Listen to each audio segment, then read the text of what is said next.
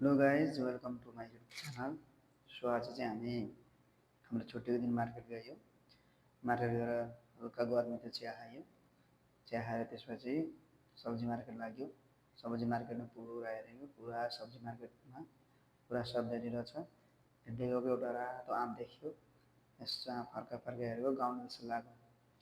त्यसपछि सब्जी किनेर फेरि हामी माछा किन्नलाई माछा पसल गयो। त्यहाँ गएर ठुलो माछा हेऱ्यो।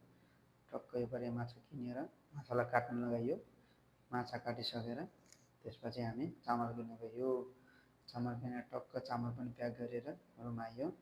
रुम आएर झ्याप्प माछाले एकछिन भिजाइयो। माछा भिजाएपछि मजाले पखाल पुखुल गरेर रेडी गर्यो। माछा रेडी गरिसकेपछि हल्का माछा फर्का फर्का हेऱ्यो। त्यसपछि जिरालाई हल्का तताइयो। जिरा तताइएर त्यसपछि जिरा खनाएर कुट्न थाल्यो। जिरा कुटेर मजाले जिरा कुटिसकेपछि जिरालाई कुटेर रेडी गर्यो। जिरा कुटेर रेडी गरेपछि हल्का कराही बसाइयो। कराही बसाएर तेल लगाएर मजाले माछा तार्ने प्लान गऱ्यो। त्यसपछि माछा तार्न सुरु गर्यो। माछा आनन्दले तारियो। माछा फर्काइ फर्काइ तारेर माछा तारेर रेडी गर्यो। माछा मजाले तारियो माछा तारेर रेडी भयो। त्यसपछि चामल लिएर फेरि खाना बसाउन लाग्यो। त्यसपछि मजाले चामल धोइसकेर खाना पनि बसाइयो। खाना बसाएर अनि फेरि अब टमाटर काट्यो। टमाटर काटिसकेपछि फेरि धनियाँ काट्यो। धनियाँ काटिसकेपछि फेरि कराही बसाउने हो। त्यसपछि कराही बसाइसकेर मजाले अदुवा लसुन कुटेको, जिरा कुटेको, मेथी कुटेको लगाइयो। मेथी कुटेर लगाइसकेपछि त्यसमाथि टमाटर लगाइयो। टमाटर लगाइसकेपछि हल्का टमाटरलाई चलाइयो। टमाटर चलाइसकेपछि त्यसपछि नुन लगाइयो। नुन लगाइसकेपछि हल्का बेसार लगाइयो। बेसार लगाएपछि हल्का खोर्सानी लगाइयो। खोर्सानी लगाइसकेपछि मजाले एकछिन मसला लगाइसकेपछि एकछिन उम्लिन दियो।